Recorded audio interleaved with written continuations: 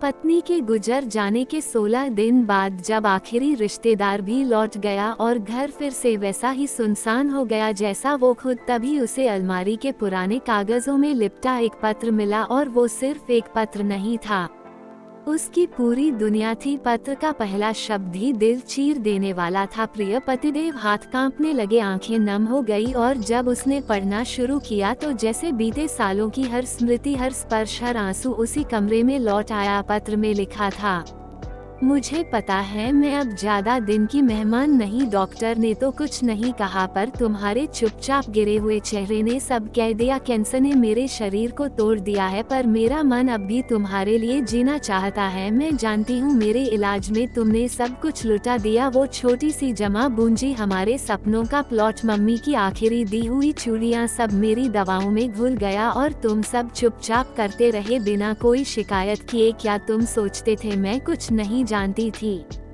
मैं सब जानती थी मेरे हमसफर। जब तुम मेरी रजाई की आड़ में छुप कर रोते थे, मैं करवट लेकर अपने आंसुओं को तकिए में छुपा लेती थी। तुम मुझे हिम्मत देते थे लेकिन खुद अंदर से टूटते जा रहे थे, और फिर भी मेरी हिम्मत बने रहे। तुमने मुझसे कहा था तू बड़ी डरपोक है।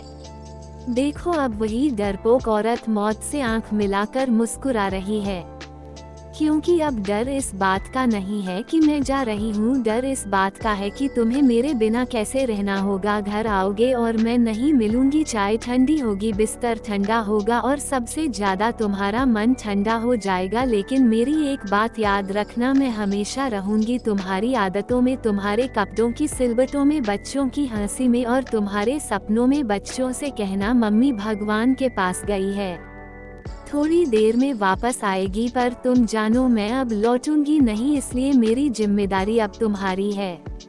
बच्चों के साथ साथ खुद का भी ख्याल रखना। तुम्हें अब समय पर नहाना होगा, खाना होगा, क्योंकि तुम्हें टोकने के लिए अब कोई नहीं होगा। अब रूठना छोड़ देना, क्योंकि मनाने वाली भी तो मैं ही थी।